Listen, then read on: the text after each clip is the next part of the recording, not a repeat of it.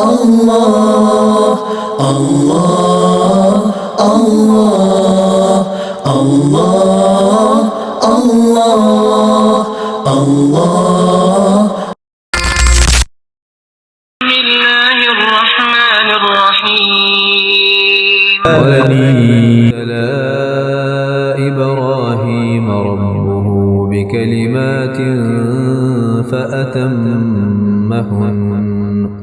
قَالَ إِنِّي جَاعِلُكَ لِلنَّاسِ إِمَامًا قَالَ وَمِنْ ذُرِّيَّتِي قَالَ لَا يَنَالُ عَهْدِ الظَّالِمِينَ الحمدللہ رب العالمین والصلاة والسلام علی سید المرسلین وعلی آلہ واصحابہ اجمعین اما بعد رب اشرح لی صدری ویسر لی امری واحلل عقدۃ من لسانی یفقہوا قولی رب زدنی علما اعوذ باللہ من الشیطان الرجیم بسم اللہ الرحمن الرحیم وَإِذِ ابْتَلَىٰ إِبْرَاهِيمَ رَبُّهُ بِكَلِمَاتٍ فَأَتَمَّهُنَّ قَالَ إِنِّي جَاعِلُكَ لِلنَّاسِ إِمَامًا قَالَ وَمِنْ ذُرِّيَّتِي قَالَ لَا يَنَالُ عَهْدِ الظَّالِمِينَ۔ معزز سامعین، السلام علیکم ورحمۃ اللہ وبرکاتہ۔ میرے پروگرام مارننگ وتھ قرآن میں ہمارا جو سیگمنٹ چل رہا ہے 1 ورڈز 1 ڈے، روز کی ایک آیت سمجھنے کا جو مشن ہم نے شروع کیا ہے، الحمدللہ اس میں ہم آیت نمبر 124 تک پہنچ چکے ہیں۔ اللہ تعالی ہمیں سمجھنے اور عمل کرنے کی توفیق عطا فرمائے اور ساتھ ساتھ اس قرآن کو ہمارے دلوں کو بدلنے والا اور دلوں پر اثر کرنے والا بنائے۔ آیت نمبر 124 میں جیسے کہ پیچھے ہم نے دیکھا ایک چیپٹر کلوز ہوا، تو اتنے 10 رکوعات کے اندر جو اللہ تعالیٰ نے بنی اسرائیل کا ذکر کیا، اس سے پہلے مسلمانوں سے خطاب کیا، اور اللہ تعالیٰ نے منافقین سے خطاب کیا، سارے لوگوں سے خطاب کیا، انسان کی پیدائش کا ذکر کیا، اور پھر اب ایک ایسی پرسنالٹی کا ذکر کیا جا رہا ہے جو کہ ایک آپ سمجھیں بہترین نمونہ، پریکٹیکل کر کے دکھایا ہر چیز کو۔ اللہ کی نظر میں وہ شخصیت تمام انسانوں کے لیے ایک رول ماڈل ہے، اور سب ہی مذاہب کے ماننے والے لوگ اپنی نسبت ان کی طرف جوڑتے ہیں۔ قرآن پاک میں ہی آتا ہے کہ یہودیوں نے کہا کہ ابراہیم ہمارے ہیں، اور عیسائیوں نے کہا کہ ابراہیم ہمارے ہیں، یعنی عیسائی کہتے ہیں ہمارے ہیں، یہودی کہتے ہیں ہمارے ہیں، اور مشرکین مکہ کہتے تھے ہمارے ہیں، اور ہم مسلمان کہتے ہیں ابراہیم ہمارے جد امجد ہے۔ یعنی سب لوگ ان کی طرف اپنی نسبتیں جوڑتے ہیں، تو وہ یقیناً ایک بڑی شخصیت ہے، اور اللہ تعالیٰ نے ان کو ایز اے رول ماڈل فرمایا کہ تم لوگوں نے یہ کچھ کیا۔ اب میں تمہیں ایک ایسی شخصیت کی مثال دے رہا ہوں، فَأَتَمَّهُنَّ، جس نے اللہ کی ساری باتوں کو پورا کیا، جو اللہ کی طرف سے آنے والی آزمائشوں پر پوری اترتی رہی۔ جب سے سورۃ بقرہ ہم نے شروع کی ہے، اب آ کر حضرت ابراہیم علیہ السلام کا ذکر ہوا ہے۔ آیت نمبر 124 میں اللہ تعالیٰ نے ان کا ذکر کیا ہے، اور کتنے خوبصورت انداز میں اللہ نے ذکر کیا ہے وہ ہم بعد میں دیکھیں گے۔ پہلے ہم دیکھتے ہیں ابراہیم علیہ السلام تھے کون۔ تھوڑی سی سبھی جانتے ہیں ہم مسلمان کون تھے، لیکن تھوڑی سی ہم اس پہ بات کریں گے اپنے ایمان کی تازگی کے لیے اور اپنے علم میں اضافے کے لیے۔ تو ابراہیم علیہ السلام اور حضرت نوح علیہ السلام کے درمیان 10 نسلوں کا فاصلہ ہے۔ 11ویں نسل سے ہیں یہ حضرت ابراہیم علیہ السلام کی، اور ان کے باپ کا نام تارخ یا عربک میں اس کو آزر کہا جاتا ہے تھا۔ بیبلون یا بابل شہر کے اندر پیدا ہوئے تھے، اور عراق میں تاریخی لحاظ سے اس شہر کی بہت زیادہ اہمیت تھی۔ مطلب یہ ایک بہت ڈیولپ سٹی تھی، اس دور کی ڈیولپ سٹی تھی، دور دراز سے لوگ یہاں آتے تھے، اور یہاں کے لوگوں کو ایک خاص قسم کی اہمیت حاصل تھی، تجارتی لحاظ سے بھی، فنی لحاظ سے بھی۔ بہرحال یہ ایک امپورٹنٹ سٹی تاریخ میں ہمیں ملتی ہے۔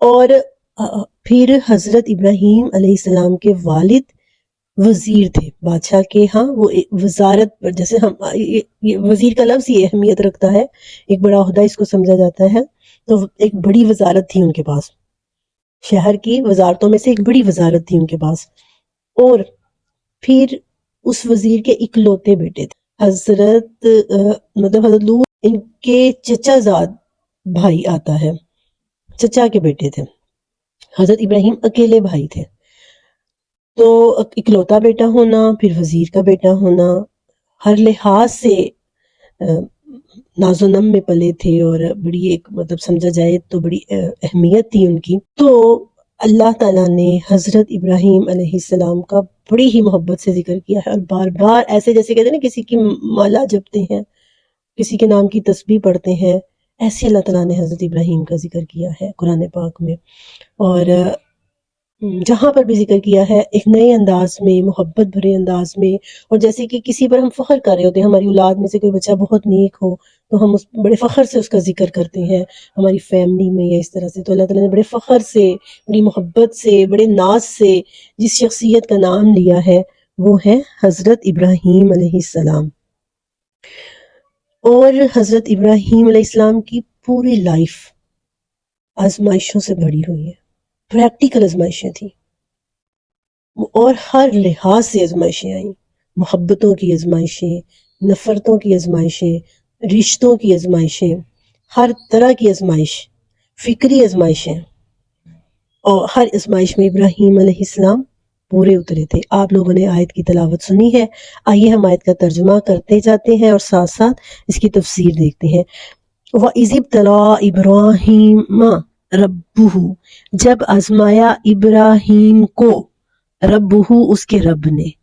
آپ دیکھیں صرف ایک اعراب کی وجہ سے ابراہیم کے اوپر جو زبر آئی ہے نا، زبر ابراہیم، اس کی وجہ سے مطلب تبدیل ہو جاتا ہے۔ اگر ابراہیم ماں کی بجائے ابراہیم ہو جاتا تو اس کا مطلب یہ تھا کہ ابراہیم نے اپنے رب کو آزمایا، لیکن یہ فاعل ہوتا، اور اب یہاں پر زبر آ گیا تو یہ مفعول ہو گیا، سمجھتے ہیں نا فاعل اور مفعول کو، یہ مفعول ہو گیا، سب آبجیکٹ ہو گیا، یہ جس پر کام ہوا۔ اور صرف آپ یہ دیکھیں اتنی اہمیت ہے زیر زبر کی، جو ہم ناظرہ پڑھتے ہوئے ہم سے غلطیاں ہو جاتی ہیں، یا ہمارے عام لوگ اس کو شاید اتنی اہمیت نہیں دیتے، تو اتنی اہمیت ہے اعراب کی۔ ابراہیمہ کی بجائے ابراہیم پڑھ دیں تو ابراہیم نے اپنے رب کو آزمایا، جبکہ کیا ہے، جب کبھی بھی ابراہیم کے رب نے، ربہ، اب رب کے اوپر پیش آ رہی ہے جس کا مطلب ہے رب فاعل ہے، جب کبھی بھی ابراہیم کے رب نے اس کو آزمایا، فَأَتَمَّهُنَّ، اس نے وہ اس میں پورا اترا، جب کبھی بھی ابراہیم کے رب نے اس کو آزمایا وہ فَأَتَمَّهُنَّ، وہ ہمیشہ ہی پورا اترا۔ آزمائش جب انسان پر آتی ہے ہم کہتے ہیں پتہ نہیں کہ کیا ہے، یہ تو بیچارہ مصیبتوں میں ہی پڑا ہوا ہے۔ مصیبتیں یا آزمائشیں انسان کو پرکھنے کے لیے آتی ہیں۔ آپ کوئی مہنگا کپڑا خریدتے ہیں، آپ کوئی مہنگی چیز خریدتے ہیں تو آپ اس کا جائزہ لیتے ہیں، اچھی طرح اس کی جانچ پرکھ کرتے ہیں۔ اکثر ہم کپڑا پہلے دھو کے دیکھتے ہیں، اس کلر تو نہیں اترا، اس کا سٹف چینج تو نہیں ہوتا، تو اس طرح سے کوئی بھی چیز ہم لیتے ہیں ہم اس کو ٹیسٹ کرتے ہیں کہ یہ ہمارے معیار پہ پوری اترتی ہے کہ نہیں۔ تو اللہ تعالیٰ بھی ایسے انسانوں کو ٹیسٹ کرتا ہے کہ کیا یہ میرے معیار پہ پورے اترتے ہیں کہ نہیں اترتے۔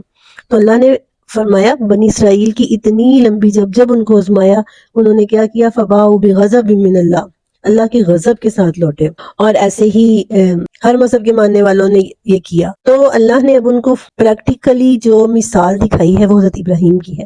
اللہ نے کہا جب کبھی بھی ہم نے اس کو آزمایا، سب سے پہلی آزمائش کیا تھی، ہوتی ہے انسان کے اوپر ایک فطری آزمائش۔ اللہ تعالیٰ نے ہر بچے کو مسلمان پیدا کیا ہے، ایسا ہی ہے نا، ہر انسان، حدیث میں آتا ہے کل مولود یولد علی الفطرۃ فابواہ یحودانہ او ینصرانہ، ہر بچہ فطرت سلیم پر پیدا ہوتا ہے، یہ اس کے گھر والے ہوتے ہیں، اس کے والدین ہوتے ہیں جو اس کو یہودی یا عیسائی بنا دیتے ہیں۔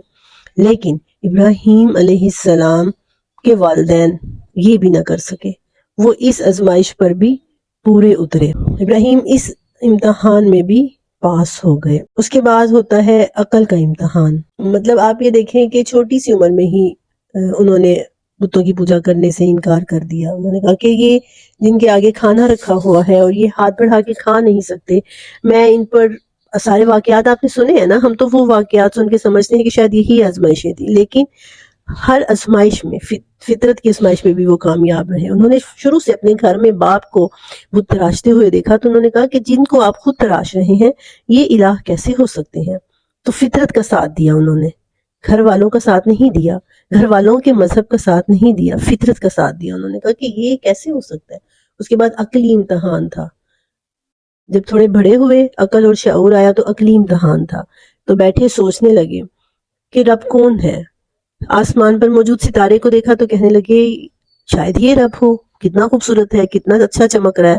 بیٹھے ہوئے سوچ رہے تھے نا، سوچ کا امتحان آیا تو کہنے لگے نہیں یہ تو ڈوب گیا ہے، یہ کیسے رب ہو سکتا ہے. چاند کو دیکھا تو کہا ہاذا اکبر، یہ اس سے بڑا ہے، شاید یہ رب ہو. جب وہ ڈوب گیا تو پھر کہنے لگے یہ کیسے رب ہو سکتا ہے. سورج کو دیکھا تو کہا یہ ان دونوں سے بڑا ہے، بہت روشنی دیتا ہے، یہ رب ہوگا. رات ہوئی تو وہ بھی غروب ہو گیا تو کہنے لگے کہ جو ڈوب جاتا ہے وہ رب کیسے ہو سکتا ہے. لا احب العافلین، میں ڈوبنے والوں کو پسند نہیں کرتا. اور وہ دل سے پکار اٹھے کہ میرا رب تو وہ ہے جس، یہ ظاہر ہے دل میں یہ بات آئی کہ ان کو بھی تو کسی نے پیدا کیا ہوگا نا، جس نے ان سب کو پیدا کیا وہ میرا رب ہے. عقل کے امتحان میں بھی پاس ہو گئے. اکیلے بیٹھے تھے، تنے تنہا، سب سے لڑ پڑے کہ یہ جا کر قوم کے بتوں کو گرا آئے. سب سے لڑ پڑے کہ یہ کیسے ہو سکتا ہے کہ جن کو ہم خود کھانا کھلا رہے ہیں، اپنے ہاتھوں سے تراش رہے ہیں، وہ رب کیسے ہو سکتے ہیں. سارے گھر والے، سارے رشتہ دار، سارے محلے والے سب دشمن بن گئے. باپ دشمن بن گیا، سب کو چھوڑ دیا، اپنا اہل و عیال، اپنا سب کچھ چھوڑ آئے. سب کچھ چھوڑ آنے کے بعد بھی امتحانات ختم نہیں ہوئے. یہ تو تھے نفرتوں کے امتحان، اب شروع ہو رہے تھے محبتوں کے امتحان. مطلب نفرت ملی نا کہ گھر آپ ان چیزوں کو نہیں چھوڑ رہے تو ہمیشہ باپ ڈانٹتا تھا، اس وجہ سے گھر والے سب دشمن بن گئے. محبتوں کے امتحان شروع ہوئے. بڑھاپے کی عمر میں اللہ تعالیٰ نے بیٹے جیسی نعمت سے نوازا اور کہا کہ اس کو صحرا میں چھوڑاؤ. آمنا کہا، آمنا و صدقنا کہا، اللہ کی بات کو ایسے مانا.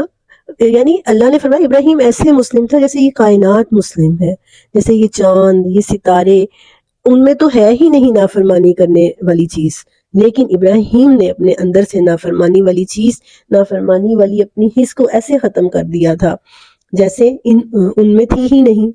تو وہ کائنات کی طرح، چاند کی طرح، سورج کی طرح، چاند نے اپنے ٹائم پہ نکلنا ہے، غروب ہونا ہے اللہ کے حکم سے، ایسے ابراہیم مسلم ہو گیا تھا. آمنا، اللہ کی ہر بات پر وہ ایمان لایا. اور صدقنا کہا، اللہ نے کہا اس کو صحرا میں چھوڑاؤ. سوال تک نہیں کیا، بیوی کے سوال کا جواب نہیں دیا. بیوی نے صرف اتنا پوچھا کہ کیا اللہ کا حکم ہے. گھر والوں کی بھی یہ تربیت کر دی ہوئی تھی کہ سب سے پہلے، سب سے اوپر اللہ کا حکم ہے. آج ہمیں بھی یہ دیکھنا ہے کہ ہم نے بھی اپنے گھروں میں، اپنی ذات میں یہ چیز رکھی ہوئی ہے، سب سے اوپر اللہ کی ذات، سب سے اوپر اللہ کی مرضی، سب سے اوپر اللہ کا حکم. کیا ہم نے بھی اپنی زندگی میں یہ چیز شامل کر رکھی ہے؟ ہزاروں فکریں ہیں ہمیں، ہزاروں فکریں ہیں. ایک نہیں فکر تو اللہ کو راضی کرنے کی فکر نہیں ہے. اور اللہ نے ابراہیم کی مثال دی. اس کے بعد بچہ ذرا بڑا ہوا تو اللہ نے حکم دیا اس کو ذبح کر دو. محبت کا ایک اور امتحان، اس میں بھی پورے اترے. ہر امتحان میں پورے اتر رہے ہیں. آگ میں گرانے کا حکم دیا، کہا کوئی بات نہیں. ایک یہ آزمائش ہوتی ہے، آگ میں گرائے جانے کی آزمائش، اور یہ آزمائشیں پھر انسان کو امام بناتی ہیں. جب انسان استقامت اختیار کرتا ہے، یاد رکھیے یہ نوٹ کرنے کی بات ہے، جتنی زیادہ جس کے اندر استقامت ہوگی، امامت اسی کو دی جائے گی. لیڈر وہی بنتے ہیں. پہاڑوں کا، طوفانوں کا روح، ہواؤں کا روح وہ لوگ بدلتے ہیں جو خود کھڑے رہتے ہیں. آپ دیکھیں تیز ہوا چلتی ہے تب پتہ چلتا ہے کون سا درخت مضبوط ہے. طوفان آتا ہے، جب طوفانی ہوا چلتی ہے اس وقت پتہ چلتا ہے کون سا درخت مضبوط ہے. کتنے اڑ جاتے ہیں ہوا کے ساتھ، جو مضبوط رہتے ہیں وہ پھر رہ جاتے ہیں. تو انسان کے عزم کا بھی اس وقت پتہ چلتا ہے. تم دیے بادیں مخالف سے نہ گھبرا اے عقاب، یہ تو چلتی ہے تجھے اونچا اڑانے کے لیے. تو ایک امتحان ہوتا ہے دین پر عمل کرنے کی وجہ سے، اور ایک ہوتا ہے دین کو چھوڑنے کی وجہ سے. ابراہیم کو آگ میں ڈالا جانا، ابراہیم علیہ السلام کا وطن چھوڑ دینا، ابراہیم علیہ السلام کا اپنے بیٹے کو قربان کر دینا، یہ ساری مبارک آزمائشیں تھیں. اور ایک ہوتا ہے دین چھوڑنے کی وجہ سے جو بنی اسرائیل نے کیا، تو پھر کیا ہوتا ہے فَبَاءُوا بِغَضَبٍ عَلَىٰ غَضَب، وہ اللہ کے غضب کو لے کر واپس لوٹے، جو دین چھوڑنے کی وجہ سے آزمائشیں آتی ہیں۔ آگے اللہ تعالیٰ نے کیا فرمایا آیت کو ہم دیکھتے ہیں۔ اللہ نے کہا کہ فَأَتَمَّهُنَّ ابراہیم ہر آزمائش میں پورے اترے تو اللہ نے کیا صلہ دیا، انی جاعلک للناس اماما، ہم آپ کو ساری دنیا کے امام بنانے والے ہیں، امامت دینے والے ہیں، یعنی آپ سب کے پیشوا ہوں گے اور سب اپنی نسبت آپ کی طرف جوڑنے میں فخر محسوس کریں گے، اور ایسا ہی ہوا۔ تمام الہامی مذاہب ان کو اپنا جد امجد کہتے ہیں۔ قال ومن ذریتی، اچھا ابراہیم علیہ السلام کو فوراً فکر ہوئی، جب انعام مل رہا ہوتا ہے نا، جو انسان مخلص ہوتا ہے، جو صحیح اللہ کے راستے پہ چل رہا ہے، اس کو سب سے پہلی فکر ہوتی ہے ومن ذریتی، اور میری اولاد کو بھی، اے اللہ کہ تو میری اولاد کو بھی میرے ساتھ دنیا کی امامت دینے والا ہے۔ سب سے پہلی فکر کس کی ہوئی؟ اولاد کی۔ ایسے ہی اگر ہم صحیح دین کے راستے پر چل رہے ہوتے ہیں تو ہمیں سب سے بڑی فکر اپنی اولاد کی ہوتی ہے، میری اولاد بھی اس راستے پر چلے، وہ بھی بہترین دائی بنے، 5 وقت کے نمازی بنے، اللہ کے ساتھ ان کا تعلق جڑ جائے۔ سب سے پہلی فکر اس چیز کی، وَمِن ذُرِّيَّتِي، اے اللہ میری اولاد بھی۔ اللہ نے فرمایا لا ینال عہد الظالمین، میرا عہد ظالموں کو نہیں پہنچتا۔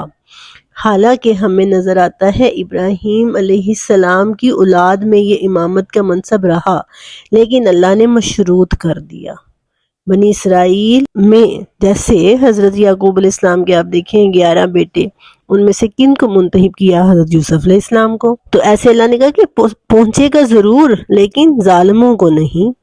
ایک اور جگہ پہ آتا ہے نا، جب حضرت ابراہیم نے رزق کی دعا کی تو اللہ نے کہا کہ میں تمہاری ساری اولاد کو رزق دوں گا، لیکن جب امامت کی بات کی تو پھر اللہ تعالیٰ نے شرط لگا دی، جو ظالم ہوں گے، جو میرے ساتھ شریک کر ٹھہرائیں گے، شرک بھی تو ظلم میں آتا ہے نا، تو جو شرک کریں گے، جو میری صحیح راستے پر نہیں چلیں گے، ان کو میرا یہ عہد نہیں پہنچے گا، ان تک میرا یہ عہد نہیں جائے گا۔ یہ اللہ تعالیٰ نے ایک شرط لگا دی ابراہیم علیہ السلام کو، جہاں پر امامت کے منصب سے نوازا، تو یہاں پر اللہ تعالیٰ نے ساتھ میں یہ شرط لگا دی کہ ظالموں تک میرا عہد نہیں پہنچے گا۔ تو اللہ تعالیٰ نے حضرت ابراہیم علیہ السلام کو جد الانبیاء بنا دیا۔ اللہ نے ابراہیم علیہ السلام کو خلیل اللہ کہا۔ ان کا ذکر خیر آپ دیکھیں، ہم ہر نماز میں جہاں حضرت محمد صلی اللہ علیہ وسلم پر درود بھیجتے ہیں، وہاں ساتھ میں کس پر درود بھیجا جاتا ہے؟ حضرت ابراہیم اور آل ابراہیم پر۔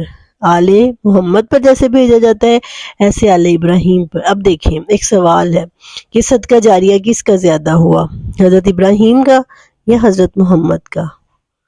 یعنی جو اب تک صدقہ جاریہ مل رہا ہے وہ حضرت ابراہیم کا زیادہ ہے یا حضرت محمد کا؟ یقیناً حضرت ابراہیم علیہ السلام کا زیادہ ہے، کیونکہ اولاد صدقہ جاریہ ہوتی ہے نا، اور حضرت محمد خود صلی اللہ علیہ وسلم حضرت ابراہیم کے لیے صدقہ جاریہ ہے۔ حضرت محمد حضرت ابراہیم کے لیے صدقہ جاریہ ہے، اسی لیے حضرت ابراہیم کا صدقہ جاریہ زیادہ ہوا۔ تو دوستو، اللہ تعالیٰ نے جس شخصیت کو ہمارے لیے نمونہ، جب ہمارے سامنے پریکٹیکلی کوئی چیز آ جاتی ہے تو عمل کرنا آسان ہو جاتا ہے۔ پہلے جو لوگ کوئی کام کرتے ہیں، ہم اکثر کہتے ہیں نا پہلے تم کر کے دکھاؤ، کوئی مشکل کام ہوتا ہے ہم ایک دوسرے کو کہہ رہے ہوتے ہیں پہلے تم کرو، پریکٹیکلی کہتے ہیں ڈائی بنانا مشکل ہوتا ہے، سانچہ بنانا، اس کے پھر وہ بنتی جاتی ہیں چیزیں۔ تو اللہ تعالیٰ نے نمونہ جو ہمارے لیے پیش کر دیا ہے، پریکٹیکلی ایک انسان جو ہمارے سامنے پیش کیا ہے، وہ پہلی شخصیت کون ہے؟ وہ اللہ تعالیٰ نے، جبکہ ہم دیکھتے ہیں پیچھے موسیٰ علیہ السلام کا ذکر ہوا ہے، حضرت آدم علیہ السلام کا ذکر ہوا ہے، لیکن اللہ تعالیٰ نے جو پریکٹیکلی ہمارے لیے شخصیت پیش کی ہے وہ اسوہ حسنہ کے طور پر وہ حضرت ابراہیم علیہ السلام کی شخصیت ہے۔ اتنی عظیم شخصیت، اتنی بڑی شخصیت کہ جتنی بھی ان پر بات کر لی جائے، جس پہلو سے دیکھا جائے، بہت وسیع ٹاپک ہے یہ، اور آئندہ آنے والی آیتوں میں بھی ہم حضرت ابراہیم علیہ السلام پر بات کرتے رہیں گے، اور اللہ تعالیٰ سے ہم یہ دعا کرتے ہیں کہ اللہ تعالیٰ ہمیں بھی ان کے اسوہ پر عمل کرنے کی توفیق عطا فرمائے۔ آج کی آیات میں ہم نے یہی دیکھا ہے، یہی اصول ہم نے لیا ہے کہ ابراہیم علیہ السلام کی طرح کیا ہم نے بھی کبھی خود کو کسی آزمائش کے لیے تیار کیا ہے؟ ہم آج ڈرتے ہیں آزمائشوں سے، ہم ان کو بلائیں مصیبتیں سمجھتے ہیں اور اللہ سے دعا کرتے ہیں کہ کرنی بھی چاہیے کہ اللہ تعالیٰ ایسی آزمائش میں نہ ڈال جس پر ہم پورا نہ اتر سکیں۔ لیکن آزمائش، یہ ٹیسٹ ہوتے ہیں، اللہ تعالیٰ ان کے ذریعے لوگوں کو تیار کرتا ہے، اپنے لیے تیار کرتا ہے۔ تو اللہ تعالیٰ ہمیں اتنے مضبوط ایمان سے نواز دے کہ کوئی آزمائش آئے تو ہم اس پر پورے اتر سکیں۔ اللہ تعالیٰ ہمیں عمل کرنے کی توفیق عطا فرمائے۔ آج ہم نے سمجھی ہے آیت نمبر 124۔ انشاءاللہ العزیز آیات کو سمجھنے کا یہ سلسلہ جاری رہے گا۔ دعاؤں میں یاد رکھیے گا۔ فی امان اللہ تعالی وآخر دعوانا ان الحمد للہ رب العالمین وما علینا الا البلاغ المبین۔